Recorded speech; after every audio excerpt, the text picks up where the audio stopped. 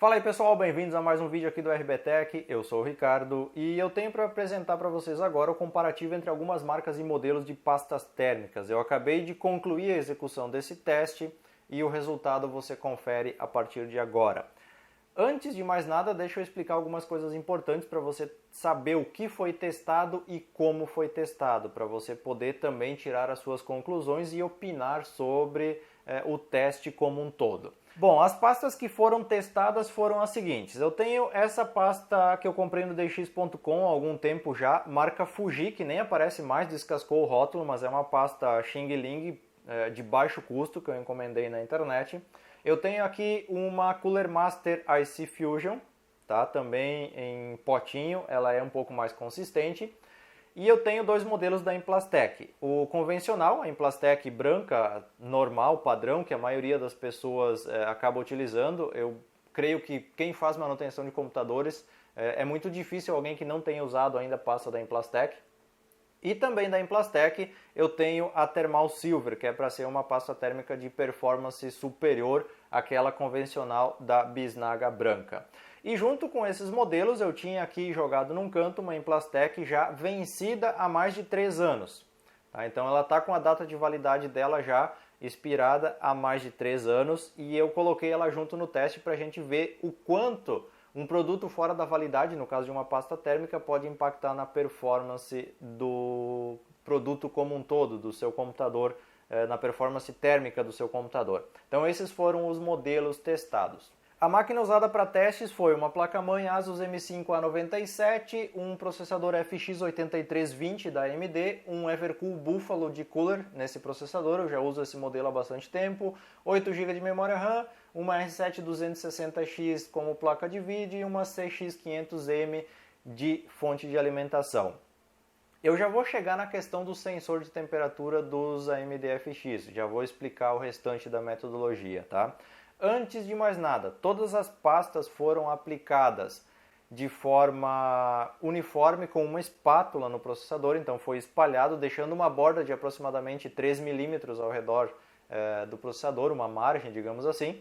Todas elas foram aplicadas da mesma forma e na mesma quantidade, não exata porque eu não pesei a quantidade, mas de forma muito semelhante. O teste foi feito da seguinte forma. Liguei o sistema operacional utilizando o Windows 10 e 64 bits, liguei o sistema operacional, deixei alguns minutos até estabilizar e rodei o teste de estresse do AIDA 64 por 5 minutos. Quando deu 5 minutos eu printei a tela, você vai ver as imagens de cada um dos testes depois quando eu for comentando. Então 5 minutos de teste, printei a tela, parei o teste de estresse, deixei ele 5 minutos trabalhando normalmente após o teste, então passou 5 minutos após o teste, print da tela de novo. Então você vai ver duas imagens sempre, que é o print quando terminou os 5 minutos do teste de estresse e o print quando passou 5 minutos após o teste, que é a estabilização, digamos assim, do sistema.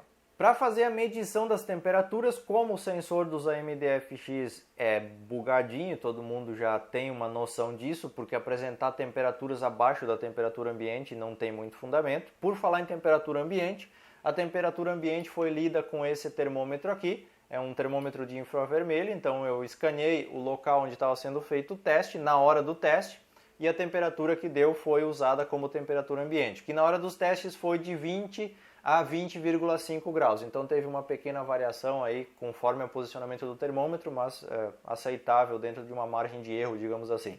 Bom, voltando às temperaturas do processador.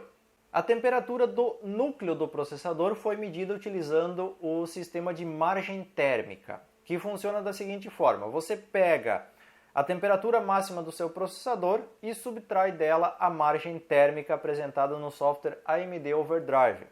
Esse método é utilizado por várias pessoas ao redor do mundo para medir a temperatura dos FX de uma forma um pouco mais confiável do que no sensor dele, que não apresenta dados realísticos. Então, o núcleo do processador, diferença entre a margem térmica e a temperatura máxima do processador. E no caso do 8320, a temperatura máxima dele é de 90 graus. Você pode ver isso no campo CPU ID do AIDA 64 também. A temperatura do socket do processador foi lida através de um sensor da placa-mãe com o software Asus AI Switch, que é o software fornecido pela Asus para monitoramento dos sensores da placa-mãe que eu estou utilizando. Então, a gente tem duas temperaturas sempre. A temperatura do sensor do soquete, que é medida por um sensor na placa-mãe, e a temperatura do núcleo do processador, que é medida através da margem térmica. Como o sensor no soquete da placa-mãe é um sensor externo ao processador, o valor dele sempre vai ser menor, porque somente o calor que já saiu do processador, digamos assim, e foi transferido para o soquete é que vai ser medido. Então esse campo sempre vai ser menor do que o núcleo do processador. Porém, como a gente está falando de pasta térmica e a função da pasta térmica é transferir o calor do processador para o dissipador, leve mais em consideração a temperatura do núcleo, porque se a pasta térmica é boa, ela consegue tirar mais a temperatura de dentro do processador e transferir ela para o dissipador.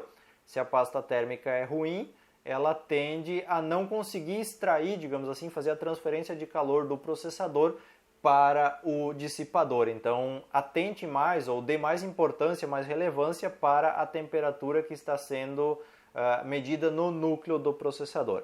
Bom, entendido como foi feito o teste, é hora da gente ver os resultados. Vamos começar então pela pasta Fujiki chinesa, teste em estresse. O sensor do soquete marcou 54 graus, enquanto o núcleo do processador estava em 85 graus. Passados 5 minutos, a temperatura do soquete baixou para 30 e do núcleo para 41 graus, lembrando que a temperatura ambiente estava em 20 graus. Depois nós temos a Cooler Master IC Fusion, com o processador em estresse 54 graus, o núcleo em 82 graus. Já com o processador em atividade normal, as temperaturas caíram para 31 e 41 graus. A Implastec convencional, dentro da validade, importante, atingiu 55 e 85 graus durante o teste de estresse e 32 e 42 durante o idle do processador. Já a Thermal Silver da Implastec atingiu 54 e 82 no soquete e núcleos e em idle ficou em 32 e 39 graus. Já a nossa pasta térmica Implastec vencida há 3 anos ficou em 59 graus no soquete e 90 graus no núcleo durante o teste de estresse e em idle ficou 35 no soquete e 47 no núcleo do processador. Bom, e agora para finalizar uma tabela com todos os valores lado a lado para você poder pausar o vídeo se quiser, olhar, analisar, ver de uma forma mais didática o resultado de todos os testes. Você pode perceber que todas as pastas ficaram com um resultado muito parecido, todas que estavam dentro da validade pelo menos. Porém, a Thermal Silver da Implastec teve um desempenho levemente superior em idle no núcleo do processador. Ela conseguiu transferir mais calor do núcleo para a parte externa do processador, dissipar mais calor. Mas todas elas ficaram com resultados muito parelhos, digamos assim.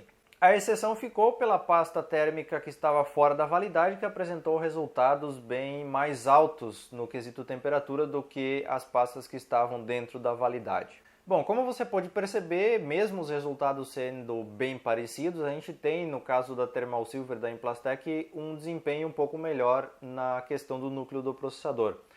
Por que isso aconteceu? Na verdade, você não pode esperar milagres de uma pasta térmica. Você pode ter modelos de alta performance, por exemplo, que vão apresentar 2, 3, 4 graus de diferença de uma pasta térmica mais simples um pouquinho.